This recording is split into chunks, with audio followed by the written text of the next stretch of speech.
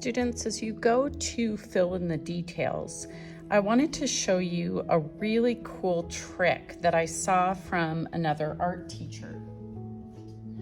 What he did was to cut off, after he had drawn on this main tessellation that you made, to cut off certain parts and use them as a little tracer. So I want to show you what I mean.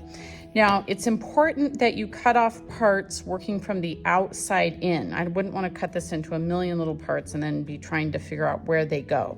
So let me show you what I mean. If I were to cut just the wing off,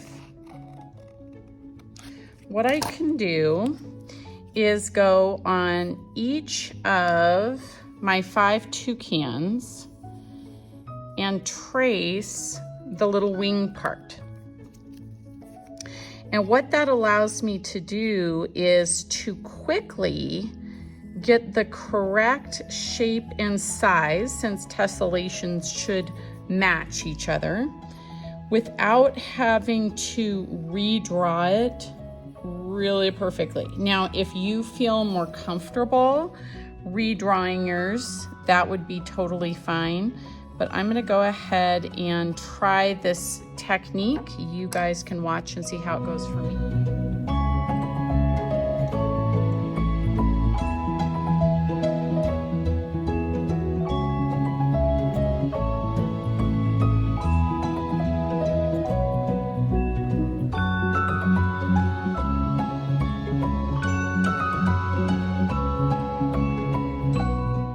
Now that I've got the basic structure of the toucan in place, then it shouldn't take me too long to go back and just add the eye, add a few leaves in the space kind of next to the tree, and then move on to Sharpie.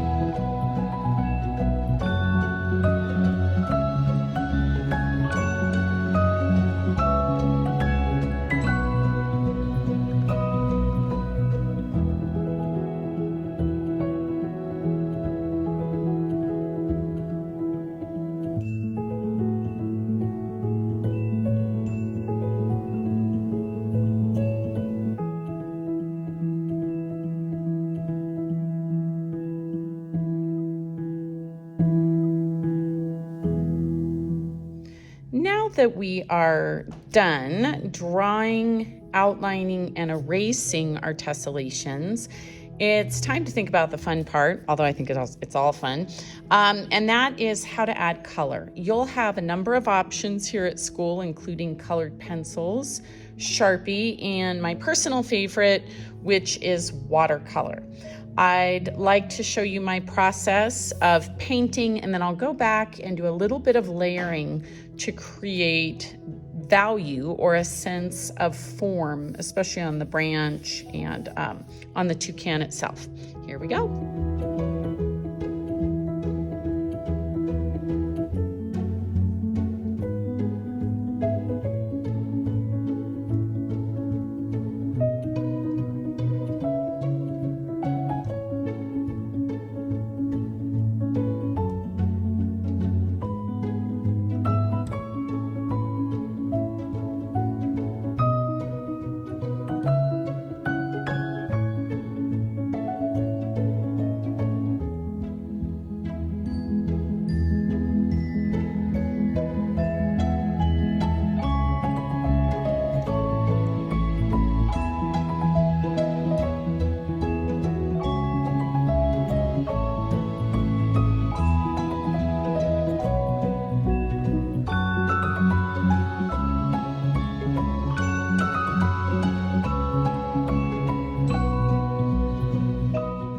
Artists, as you can see, I have kind of my first layer done.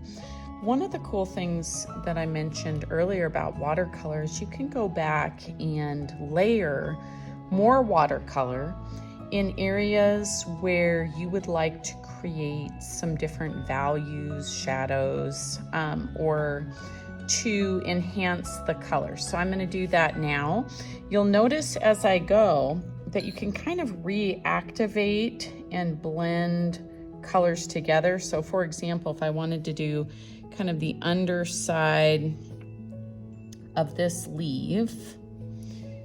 I can do it darker on the underside, add a little bit of water to what was already dry. And then there's some blending that happens that can be really cool. So that might be something that you would like to try.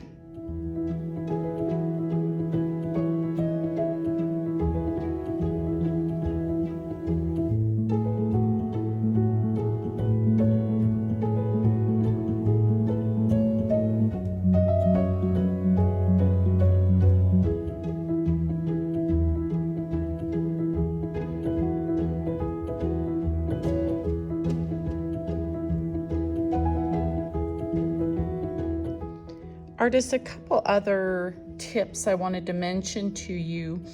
One is, and you may have noticed it as I was painting, is I kind of jumped around so that I wasn't painting, let's say, the leaf at the very same time I was doing the branch, such that the water would kind of bleed those two colors together. So you may want to jump around so that in the meantime, what you just painted can dry before you paint something nearby.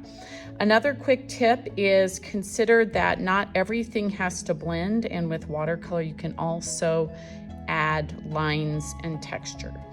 Okay, the last step of the project is to consider the background. If you did your tessellation all the way to the edge, this won't be a concern for you.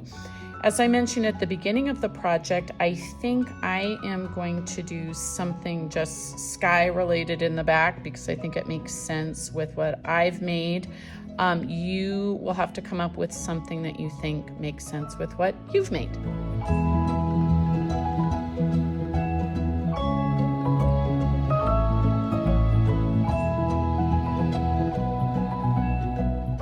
All right, artists, so this is how my final project looks.